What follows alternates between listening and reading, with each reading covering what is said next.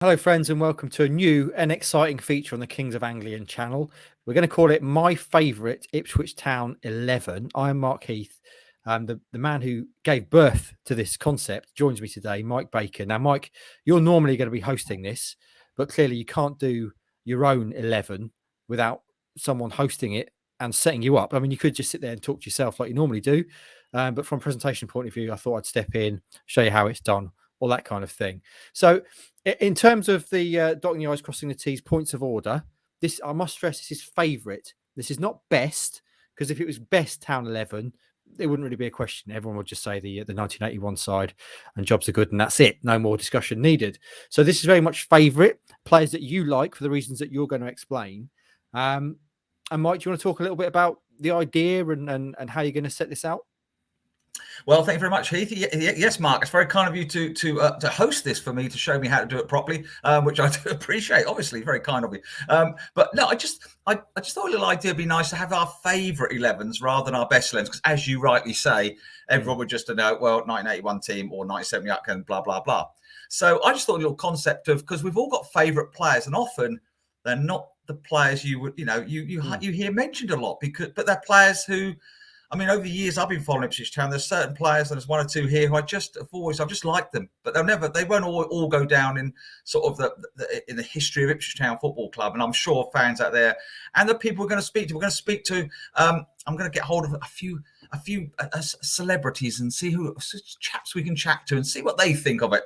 But I thought I'd best start with mine.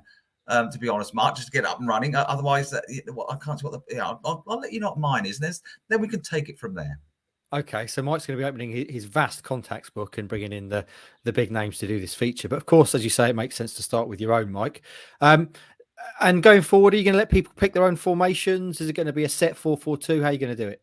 I think people just pick their own formation. Obviously, look, we want goalies, defenders, midfielders, attackers. We don't just want 11 defenders. I mean, it's just we just, if you were picking a team, an Ipswich Town team, in some sort of semblance of order, I mean, and that's it. And also I thought at the end, who's your favourite manager? Which to the older establishment, we probably got only one or two choices, but for the more newer fans among Ipswich Town, they've had about 12 in the last sort of 5 years. So I mean, they've got lots to choose from.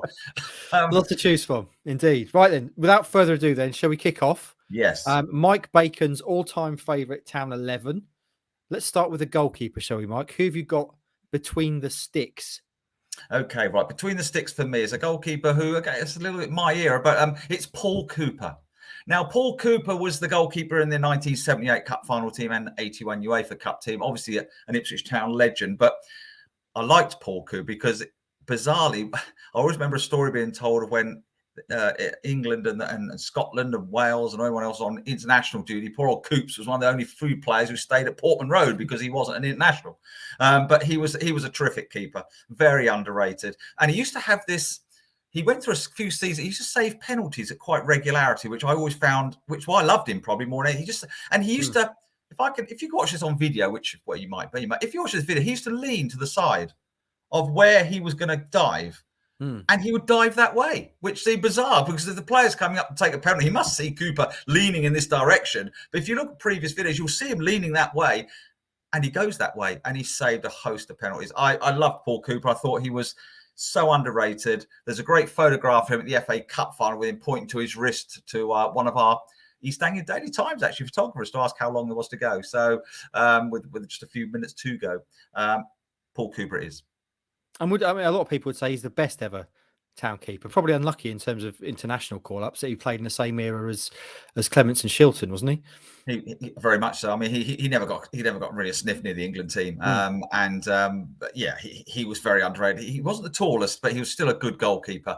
And Ipswich's best ever. I mean, you go back, I suppose, get back to the 60s. Roy Bailey was a very good goalkeeper. I never saw him play, to be fair, so I'm not going to pretend I knew much about him. And obviously, Richard Wright did play for England, so Richard Wright did very well, of course. But I'll stick with Coops for my favourite town. Okay, write it down. Mike Bacon's goalkeeper is Mr. Cooper. Now then, let's start with the back four then, shall we? We'll do it as we would write a team. So we'll start with the right back, Mike. Who's going to be your favourite ever Ipswich Town right back?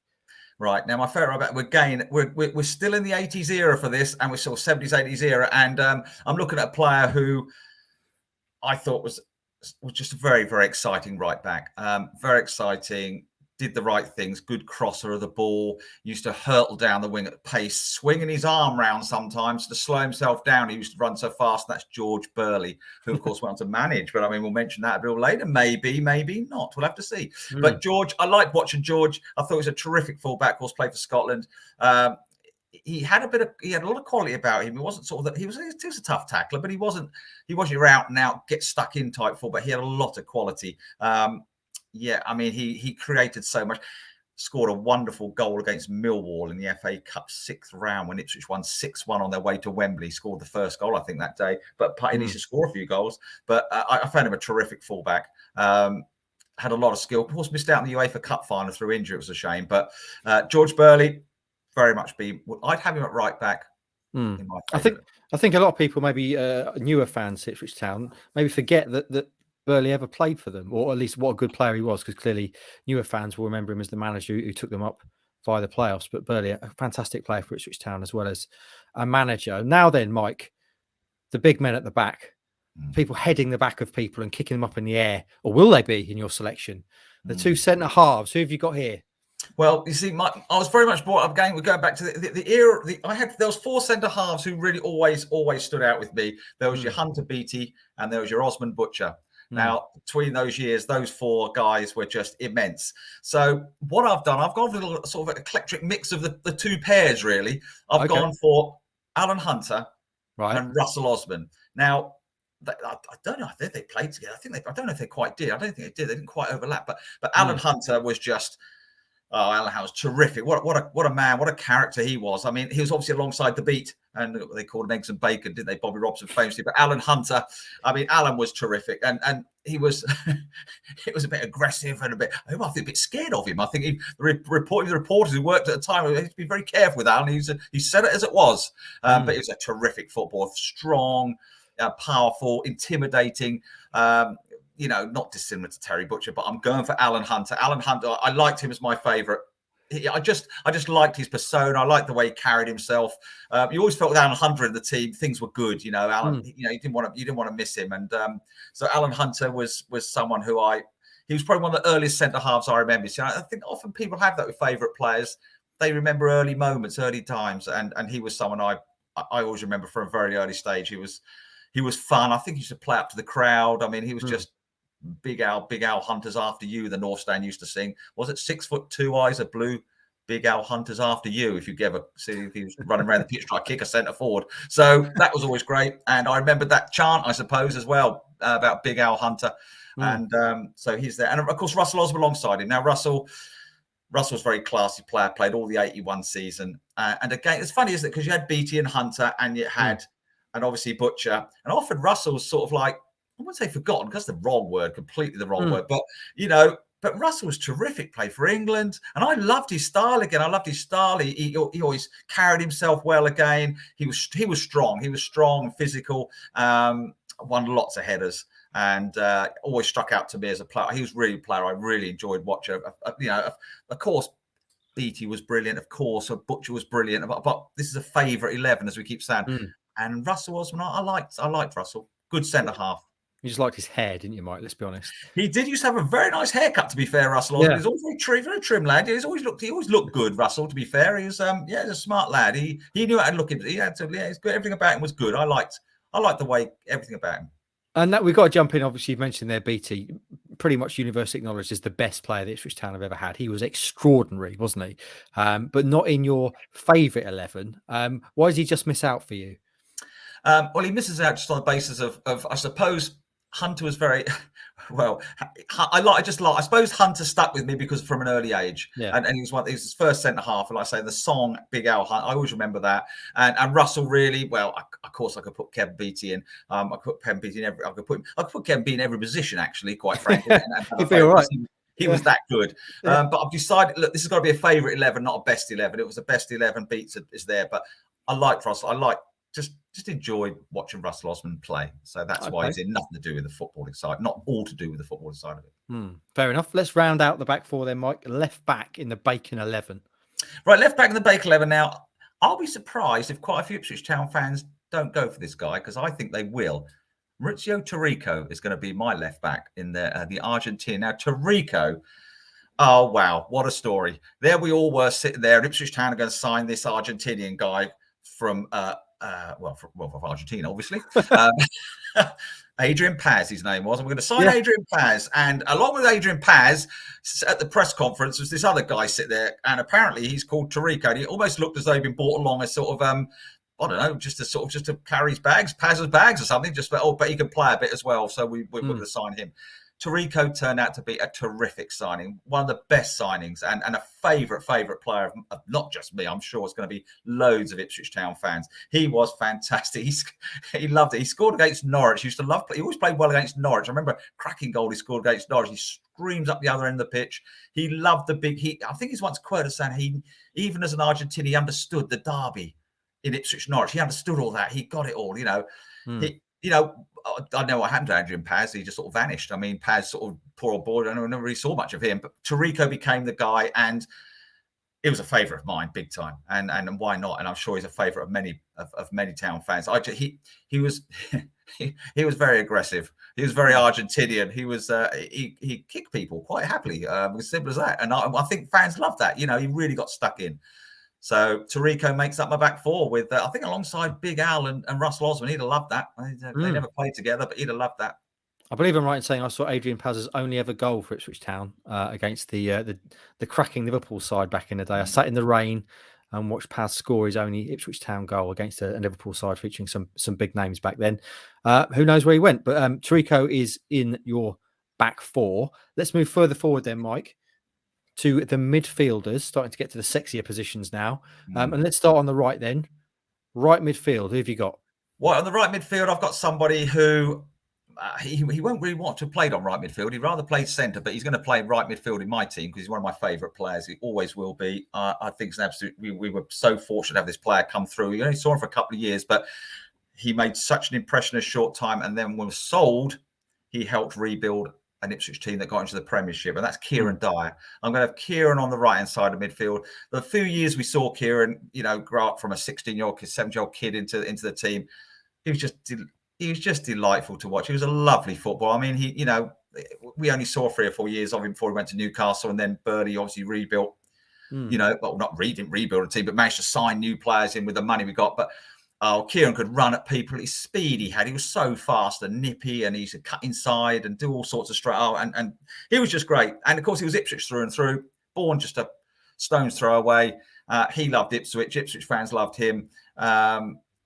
I'll never forget the day when I think he thought Ipswich. I think the last day of the season, it was all kicking off because I think it was Bradford or Sheffield United or someone scored, and Ipswich. It was all the playoffs, the last day, and when someone scored, Ipswich was suddenly the top 2, and poor old Kieran was in such a state. He was on the pitch. I remember watching. He didn't even know to play. He almost stopped playing because he thought everyone, the fans, were cheering that Ipswich are now in second place, and he was getting.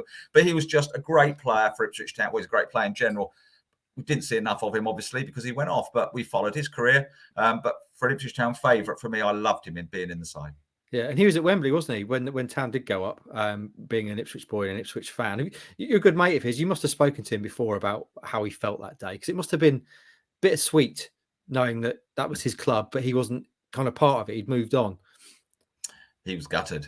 He was gutted because, he'd moved on to a different level, and great for him because he was that good a player. But he would have done anything to be in that Ipswich team, that 2000 Wembley playoff final. He was there. He actually asked permission from Kevin Keegan, the England manager, to be able to go and watch because he was training with England. And could he be allowed to go and watch the final? I think it was Keegan. Yeah, it was Keegan. Keegan said yes. Of course you can go and watch the game.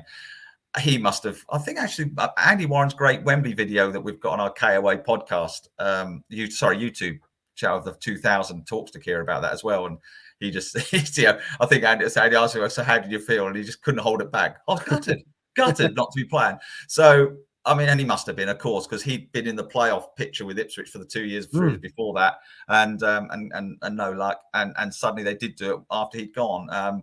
But as the money, that 6 million they got from Newcastle and bought extra players in, Jermaine Wright, Gary Croft, and ended up being Marcus Stewart as well. Made a huge difference to Ipswich Town at that time. And so he played his part in Ipswich Town getting up, even if it wasn't actually on the pitch.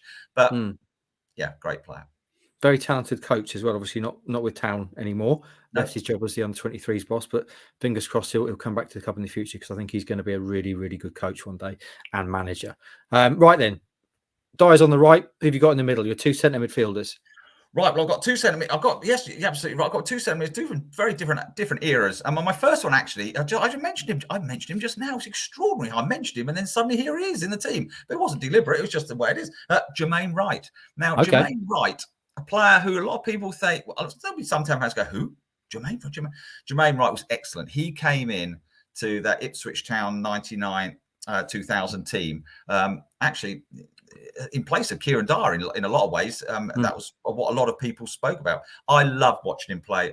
He really was a good player, and he was a great steady influence that time. It's again bit of a golden era for Town fans that round that time, obviously getting up, finishing 5th.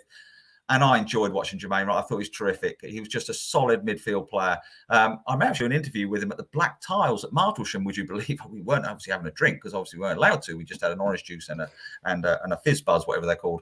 And anyway, we had a little chat. And I remember actually talking to him in all seriousness about the fact he'd replaced, in quotes, Kieran Dyer, and he said, "No, I'm just me. Don't want to replace anybody. I just want to be myself." He went on to have some really good little career with Ipswich Town. It was only about 4 years or 5 years, I think, 3 or 4 years, but made about 200 appearances. I mean, we've had some great. This is a favourite 11. I mean, goodness me, who am I just to say ahead of Franz Tyson and a few others, Jermaine Wright? But look, this is a favourite 11, and I really enjoyed watching him play. He was terrific. Fantastic. And he's one of my centre midfielders. Alongside someone, we go back a little bit again, a guy called Noddy. And it was Brian Talbot, Noddy Talbot. Now, Brian Talbot was in the 1978 Ipswich Town FA Cup win.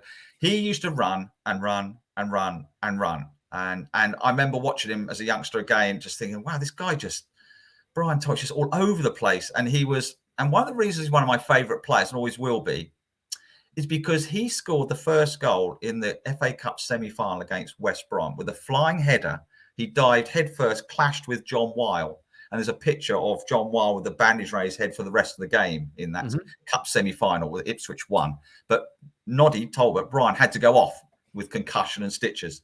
And I'll always forget that for me always makes him one of my favourite players, because he scored the opening goal that day, a flying header, and we'd won nothing. Ipswich had just been so close so often. And Brian Talbot, that header that day, put us on the road to beating West Brom, get into the cup final, and then, of course, win the UEFA Cup a couple of years later. But Brian Talbot, terrific player. And, I mean, I know it seems crazy again. Well, why did Franz Tyson, Mike? I don't know. I can't get him. No, Franz Tyson was obviously a fantastic player, but I'm talking favourites here. And Brian Talbot, one of my favourites. Unfortunately, Ipswich Town won the FA Cup that year. Fantastically won 78. And then I went to the Charity Shield, which they used to have the summer afterward, or a few months later. It was against Nottingham Forest, which Ipswich Town lost 5-0. And I think that was Talbot's last game at Wembley, or last day for Ipswich Town. And then he joined Arsenal, and he won the FA Cup the next year as well. So he won the FA Cup 2 years on the trot. But there you go. Noddy Holder, I nearly said. I was going to say, why was he called Noddy? Why was his nickname? I don't know. Noddy Talbot. No, I'm sure. Yeah, of course, it was called Noddy. I should have looked that up. Really. I should have done my homework before. I knew you'd ask me difficult questions, Heath. I mean, I thought I'd done quite well. Just he didn't look like Noddy Holder. That wasn't it, was it? No, I don't think he did. No, okay. I don't know. I can't picture Noddy Holder in my head at this moment. Let us know in the comments below if you know why he was called Noddy. Let's round out the midfield then, Mike. Left midfield. Right, let's go right up to date, shall we? Right up to date with Ipswich Town Football Club today. This guy is one of my favourite players. He's been a favourite player since I saw him on loan. He's now back here again on loan, but he is one of my favourite players, and that's Bersant Selena. I think Selena is a terrific footballer. And if he'd been playing in the 81 team, he might not have got in the team, but he'd been in the squad. He'd have loved it. That time, surrounded with all due respects to our great player, fine players we've got today, in a better side, Ipswich side, this guy would absolutely shine. But he is still shining, and he is still doing some great things. That goal he scored this season against Crewe, I think it was, where he took out of the sky and chipped the keeper. I've seen him thump goal in against Leeds from about 30 yards a couple of seasons ago, top corner. He's scored some fantastic goals, Selena, for Ipswich Town. And I know in the grand scheme of where Ipswich Town are now in League One, how could you possibly have because I find him a really, I go to Port Road to be entertained and excited. He's a player. As soon as he picks the ball up, I think he's gone, run at him, gone. And there's, you have to go through periods of time in history of Ipswich Town players you've always thought that about.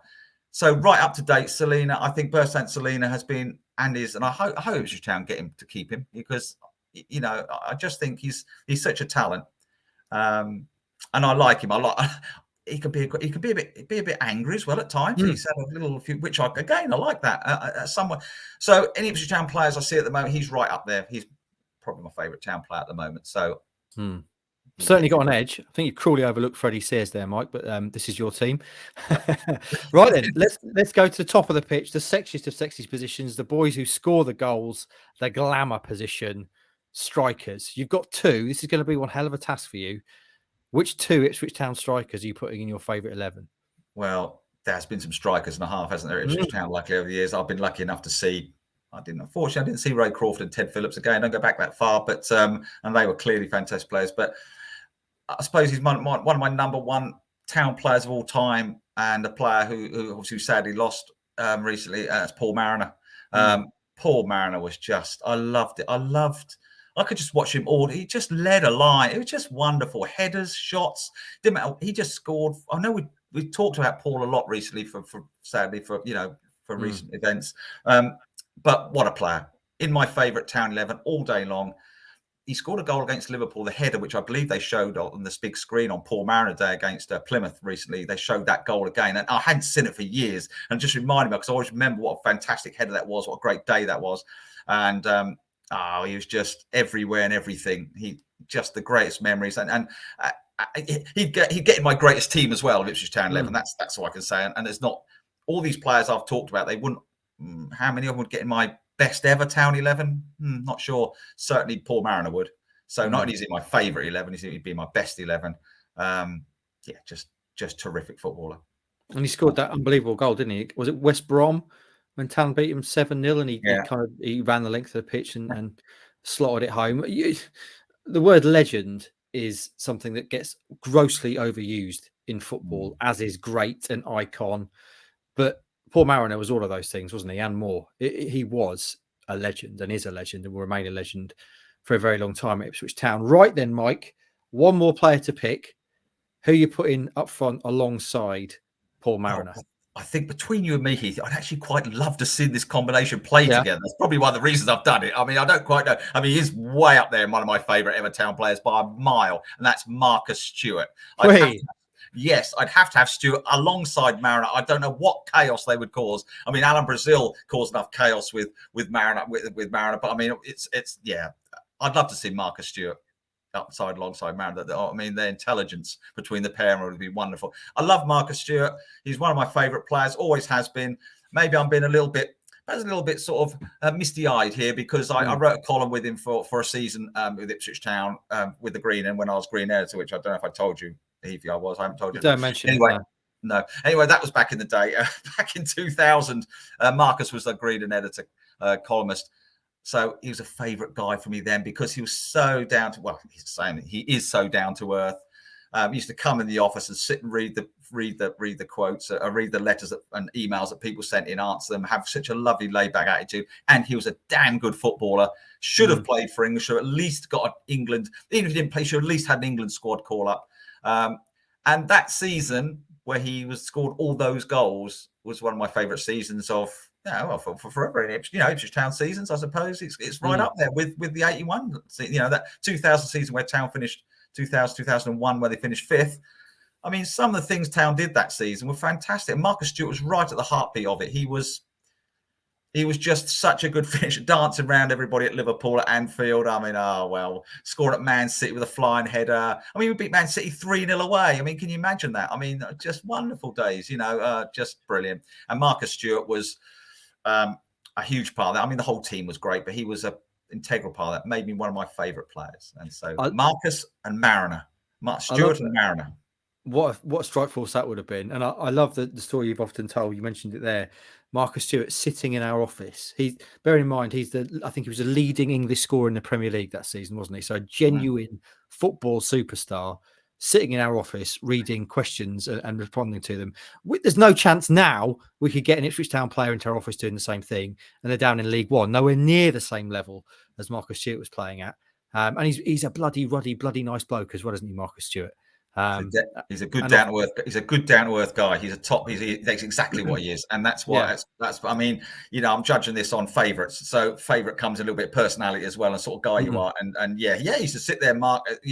I used to have these. I used to computer. And I had to set up an email for him, Marcus Stewart at greenand.co.uk. So people go, that's back in 2000. We had to set up a little email address. These emails used to flood in. Marcus, what's your favourite slippers? Marcus, what's your favourite biscuit? Marcus, what's your and he used to sit and look over and read them and answer them. We had 2 pages. I remember pages 2 and 3 of the Green, and sometimes were full on ask Marcus. It used to be, and there was a picture of him answering them and chatting. It's great. Days.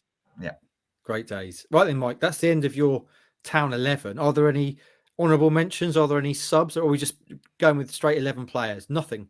I think to be subs is slightly dishonourable to the subs. I mean, I know you're either favourites or not. I did think about it. He's a very good point. I did think, shall I have a sub or two? And I thought, what if I turn around and say sub and I go Arnold Muren? How can you possibly have Arnold Muren as a sub? I mean, it's just scandalous, or whatever, Mick Mills as my sub. I mean, no, you can't have these things.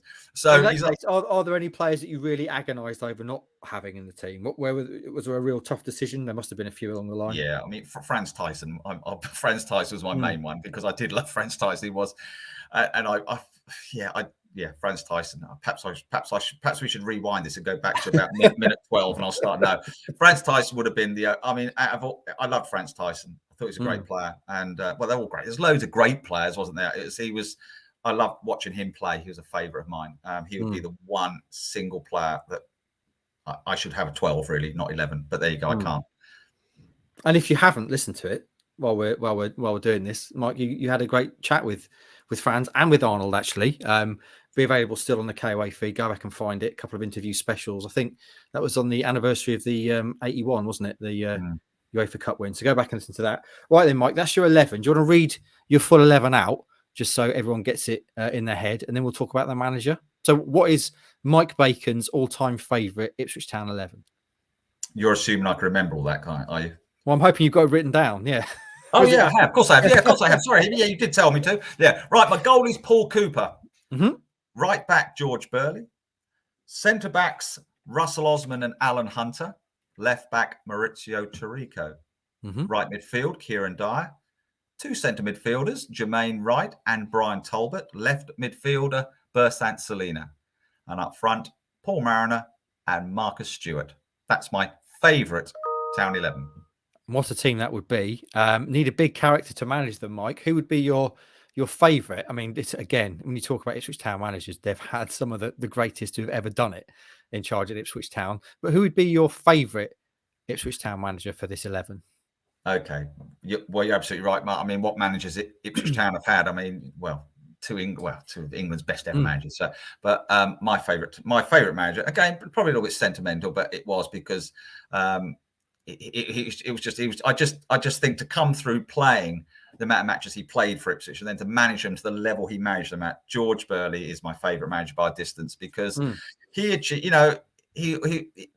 never going to be he's never going to be Bobby Robson. He's never going to be Alf Ramsey. He was never going to manage Scotland to the World Cup. But, he just did so much for this club. He was manager of the year in 2000, 2001, which is something none of the other managers ever won.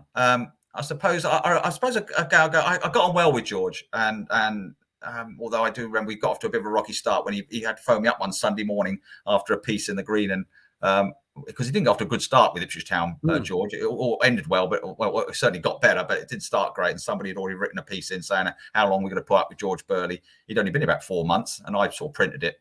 And he's on the phone Sunday morning, says, "Is this what you're going to? Is this the start of it? Is there? I've only been here 4 months," and I just had to explain, well, it's just someone's opinion, wasn't our opinion. But anyway, from then on, George always had time to chat, and he just did so well for Ipswich Town Football Club. It's hugely underrated, I think. Was he underrated? I don't know. Perhaps people did rate him, but I mean, for what he did, played 500 games. And then managed them to the Premiership. I mean, extraordinary effort. That's tremendous, fantastic what he did.